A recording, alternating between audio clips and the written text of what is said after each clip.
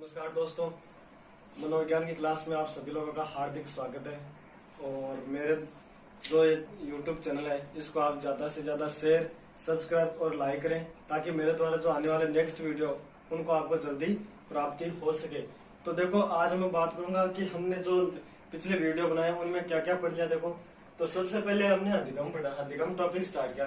तो हमने पहले अधिगम शब्द की उत्पत्ति के बारे में पढ़ लिया। अधिगम के कितने सोपान है, 8 सोपान है, उनके बारे में जान लिया। फिर अधिगम की प्रकृति या विशेषता, यहाँ से जनरली क्वेश्चन आते हैं तो हमने ये पूरी पढ़ रखी है, अधिगम की प्रकृति और विशेषताएं। फिर हमने पढ़ ली थी अधिगम की परिभाषाएं। तो अधिगम की परिभाषाएं मैंने 18 लिखाई है, वो जरूर देखना। आप अधिगम की परिभाषा से भी क्वेश्चन आते हैं। फिर हमने अधिगम को प्रभावित करने वाले कारक हैं कितने, 6 कारक। उन 6 कारकों के बारे में पढ़ लिया है। व्यक्तिगत कारक, वातावरण संबंधी कारक, शिक्षक संबंधी कारक, संगठन संबंधी कारक और विधि संबंधी कारक, 6 कारक है। ये सब हमने पढ़ लिए। तो यहाँ से भी क्वेश्चन आते हैं, व्यक्तिगत कारक से क्वेश्चन आते हैं, तो वो भी आपको देखना है। फिर हमने अधिगम के जो नियम है वो भी पढ़ लिए। अधिगम के नियम जो थॉर्नडाइक ने दिए थे, 3 मुख्य, 5 गौण और 4 उपनियमों के बारे में पढ़ रखा। अभी इस टॉपिक को मैं आगे ले जा रहा हूँ। तो आगे हमारा आएगा अधिगम के सिद्धांत, उसके बारे में आज हम पढ़ेंगे।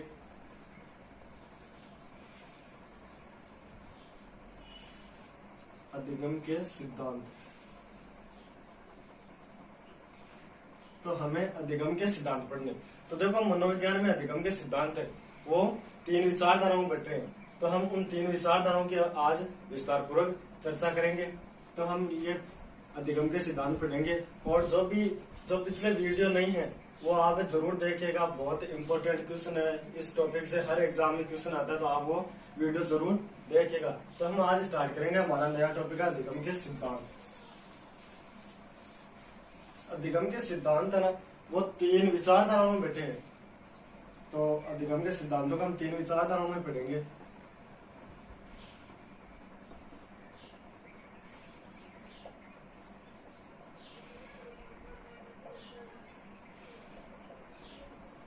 अधिगम के सिद्धांत। तो पहली विचारधारा आती है हमारी व्यवहारवादी विचारधारा।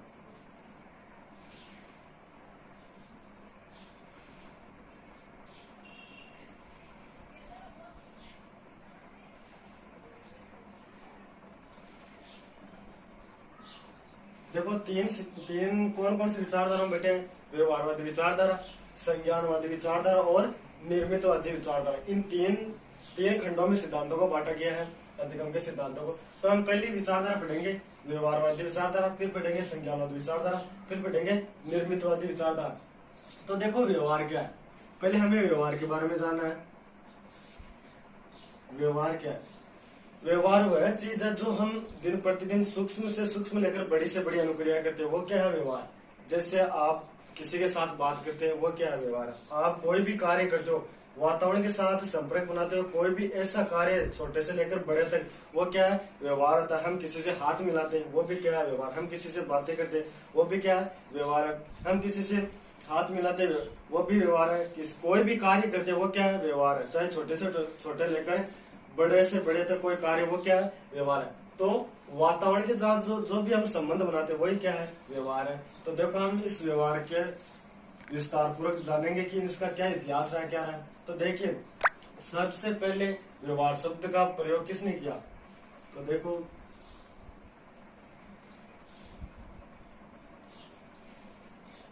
शब्द का प्रयोग किसने किया था?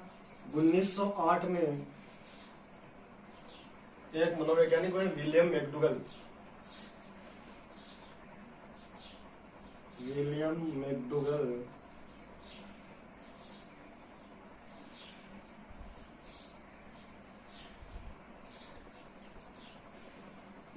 ने अपनी पुस्तक, इनकी किताब थी, बहुत इंपॉर्टेंट किताब है, याद रखना। अपनी पुस्तक outline of psychology,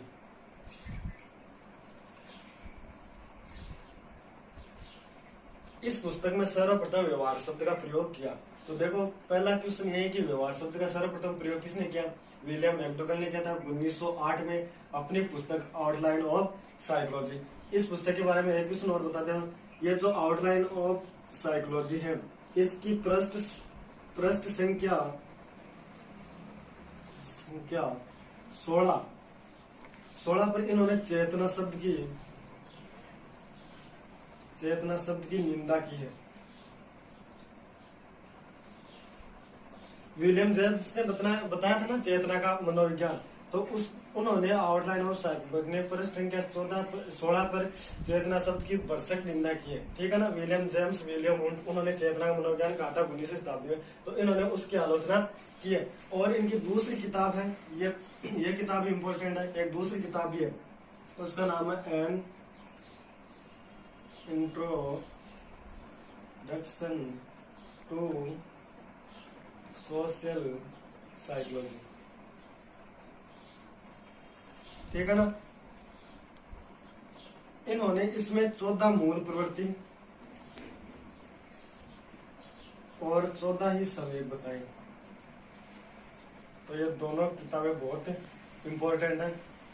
William McDougall की 1908 में इन्होंने आउटलाइन ऑफ साइकोलॉजी में पृष्ठ संख्या 16 पर चेतना शब्द की निंदा की और व्यवहार शब्द का सर्वप्रथम प्रयोग किया। और an introduction to social psychology, सामाजिक मनोविज्ञान एक परिचय, इसमें इन्होंने 14 मूल प्रवृत्ति और 14 संवेग बताए। इनके अलावा देखो 1911 में, ये आप देख लीजिएगा बहुत मस्त है। 1911 में एक और मनोवैज्ञानिक है, उन्होंने भी व्यवहार शब्द का प्रयोग किया है। 1911 में एक मनोवैज्ञानिक है पिल्स बल्ली ने भी व्यवहार शब्द का प्रयोग किया है।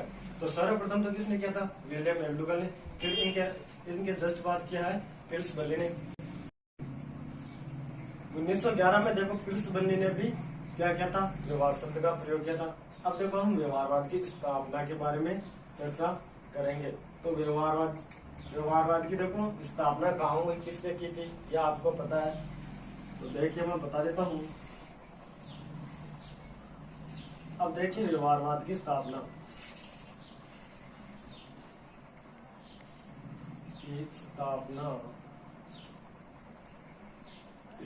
किसने की थी? 1913 में जेबी वाटसन ने की थी। कहाँ की थी? अमेरिका में। ठीक है ना। किस विश्वविद्यालय में? तो उस विश्वविद्यालय का नाम था जॉन हॉपकिंस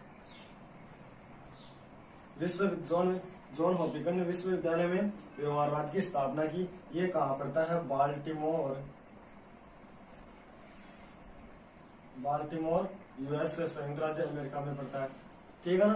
तो व्यवहारवाद की स्थापना किसने की थी? 1913 में जेबी वाटसन ने की थी। जॉन ब्रोडेट्स वाटसन कहाँ की थी? अमेरिका में। किस विश्वविद्यालय में की? तो जॉन हॉपकिंस विश्वविद्यालय में की।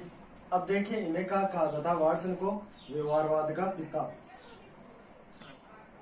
व्यवहारवाद क्या है? ये पिता है, क्योंकि इन्होंने स्थापना की थी, इसलिए इन्हें क्या कहा जाता है? व्यवहारवाद का पिता कहा जाता है। ठीक है। और इन्हें क्या कहा जाता है? शुद्ध व्यवहारवादी भी कहा जाता है। वाटसन को क्या कहा जाता है? शुद्ध व्यवहारवादी। ठीक है ना। ये आप याद रखिए। और इन्होंने मनोविज्ञान को क्या कहा? इन्होंने मनोविज्ञान को व्यवहार का सकारात्मक और शुद्ध विज्ञान का है। ये मोस्ट इंपोर्टेंट था, आपको याद रखना है। वाटसन ने मनोविज्ञान को व्यवहार का सकारात्मक और शुद्ध विज्ञान कहा है। ठीक है ना। तो ये वाटसन के बारे में आपको ये इतनी जानकारी याद रखनी है कि 1913 में अमेरिका में इन्होंने जॉन हॉपकिंस बाल्टीमोर यूएसए में व्यवहारवाद की स्थापना की 1913 में। ठीक है ना।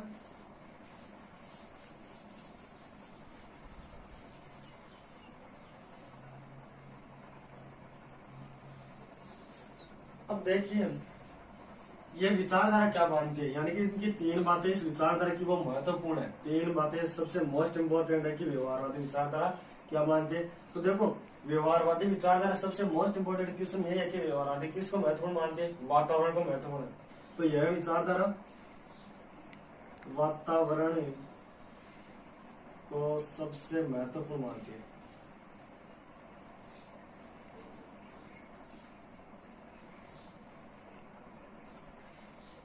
यह विचारधारा वातावरण को सबसे महत्वपूर्ण मानती है और यह विचारधारा यह मानती है कि प्रशिक्षण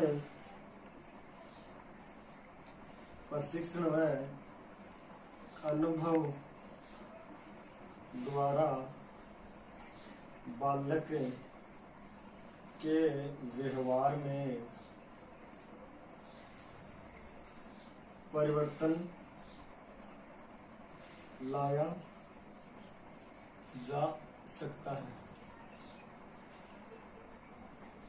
ठीक है ना। फिर 3 नंबर बात है कि ये विचारधारा, पहली तो देखो बात है वातावरण को महत्वपूर्ण मानते हैं, दूसरी बात है प्रशिक्षण अनुभव के द्वारा बालक के व्यवहार में परिवर्तन लाया जा सकता है, और तीसरी बात यह है कि शिक्षक अधिगम परिस्थितियों का क्या होता है, निर्माता होता है, यानी कि टीचर कुछ भी सिखा सकता है बालक को। तो तीसरी बात है शिक्षक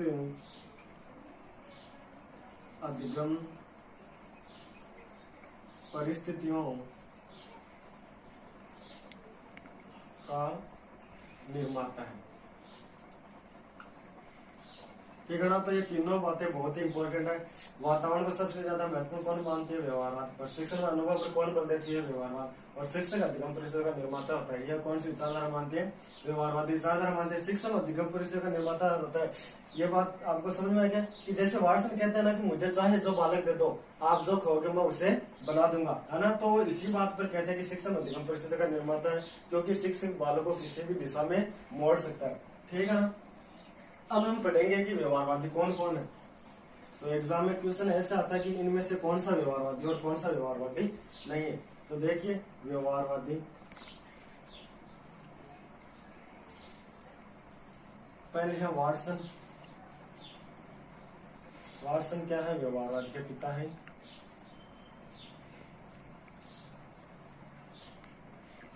फिर है नंबर 2 स्किनर। मोस्ट इंपोर्टेंट प्रश्न है ये। स्किनर को मौलिक या मूल व्यवहारवादी कहा जाता है। मोस्ट इंपोर्टेंट प्रश्न है, मौलिक या मूल व्यवहारवादी।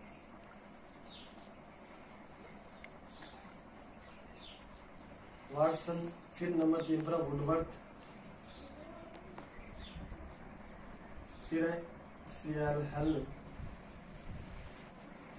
फिर थॉर्नडाइक, पावला,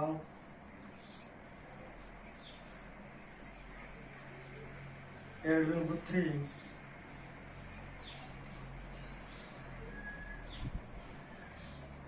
इधर लिख रहा हूं पोलेंस्की, बोरिंग, विलियम मैकडूगल,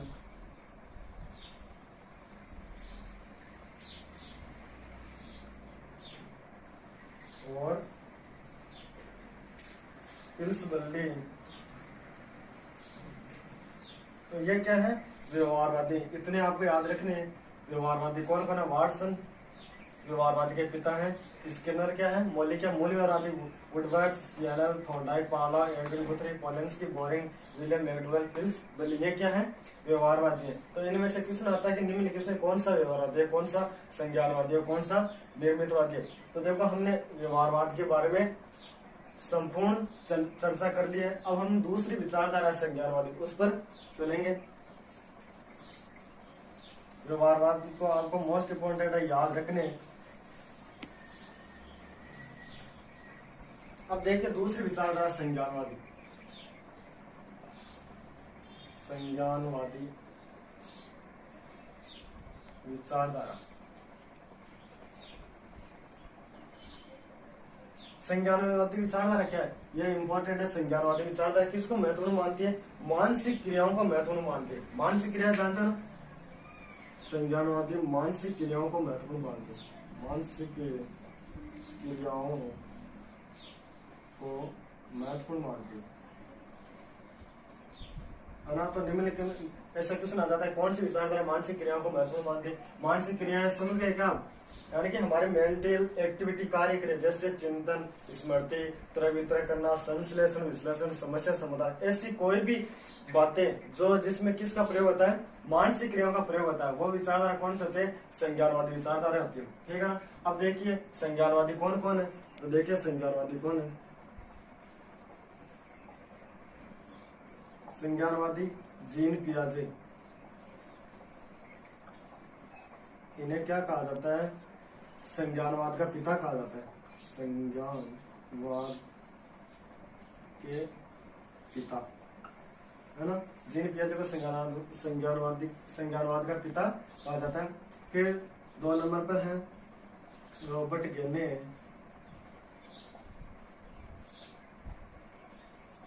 तीन नंबर पर है अल्बर्ट बांडुरा,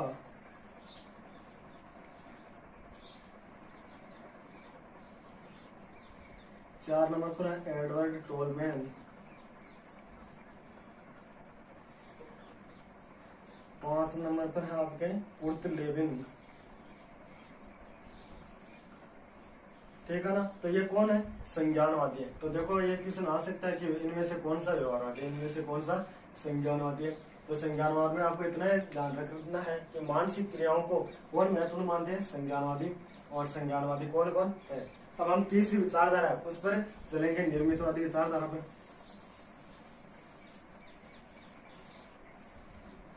तो देखिए तीसरी विचारधारा निर्मितवाद,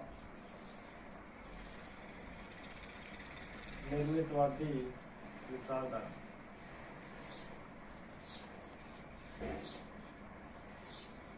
निर्मितवादी विचारधारा किसको महत्वपूर्ण मानते हैं, निर्मितवादी विचारधारा ये कहते हैं कि देखो व्यवहारवादी तो वातावरण को मानते हैं, संज्ञानवादी मानसिक क्रियाओं को, लेकिन ये निर्मितवादी विचारधारा वो ये कहते हैं कि बालक को कोई भी ज्ञान नहीं सिखाता, बालक पूर्व ज्ञान के आधार पर नवीन ज्ञान का स्वयं निर्माण करता है। तो ये इसकी मोस्ट बात है कि बालक स्वयं पूरा अनुभव के आधार पर नवीन ज्ञान का निर्माण करता है।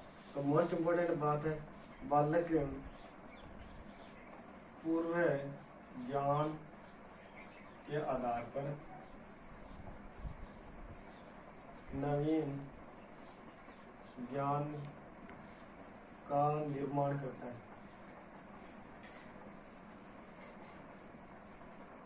ठीक है ना। नवीन ज्ञान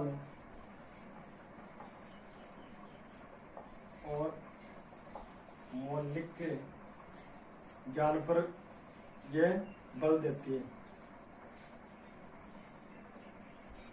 ठीक है ना।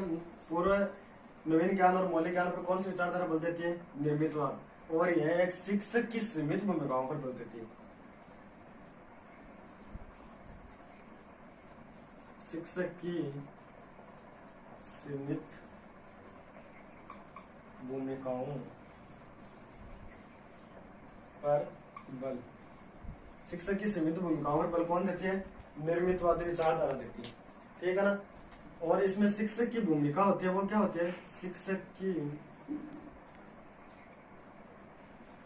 भूमिका एक सरलीकरण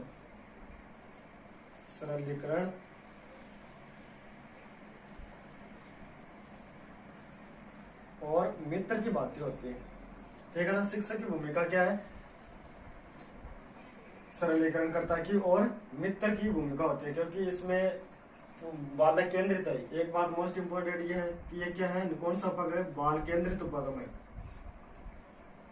बाल केंद्रित उपगम। ठीक है ना। निर्मितवादी विचारधारा बाल केंद्रित उपागम, बालक को ही महत्वपूर्ण मानते हैं। शिक्षक तो केवल एक क्या मित्र है कि बालक को यह बता दे कि ऐसा ऐसा आपको करना, और बालक पूरा अनुभव के आधार पर नवीन ज्ञान का स्वयं निर्माण करेगा। अब देखो हम निर्मितवादी देखेंगे कौन कौन है।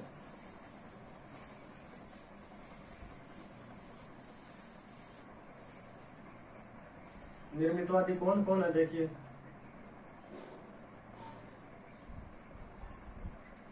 दो व्यक्ति तो मोस्ट है, जेरोम ब्रूनर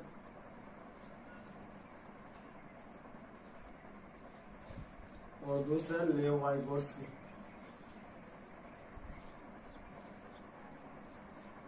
ये तो क्या है, महत्वपूर्ण है, दोनों महत्वपूर्ण है, लेव वाइगोट्स्की और जेरोम ब्रूनर है। 3 नंबर पर है हमारे जीन पियाजे भी इसमें आते हैं। क्योंकि यह आगे चलकर दो भागों में बट गई थी निर्मितवादी विचारधारा। जीन पियाजे, ये कौन कौन है? निर्मितवादी है जेरोम गुनरन, लेव वाइगोट्स्की, जीन पियाजे और आपके हावर्ड गार्डनर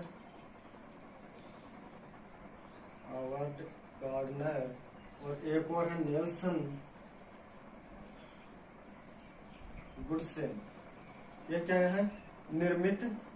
निर्मितवादी हैं। तो आपको देखो एक क्वेश्चन बन सकता है निम्नलिखित में कौन सा निर्मितवादी है, कौन सा संज्ञानवादी और कौन से व्यवहारवादी। अब देखिए एक क्वेश्चन और है कि देखो निर्मितवादी मॉडल किसने दिया था? तो मोस्ट इंपोर्टेंट पर्सन है 1994 में एलन और बेकन ने निर्मितवादी मॉडल प्रस्तुत किया। तो मोस्ट इंपोर्टेंट क्वेश्चन है कि निर्मितवादी मॉडल किसने प्रस्तुत किया? 1994 में एलन और बेकन ने किया। और आगे चलकर यह विचारधारा दो भागों में बट गई, संज्ञानवादी निर्मितवादी और सामाजिक निर्मितवाद। तो सामाजिक निर्मितवाद में तो लेव वाइगोट्स्की कहते हैं ना।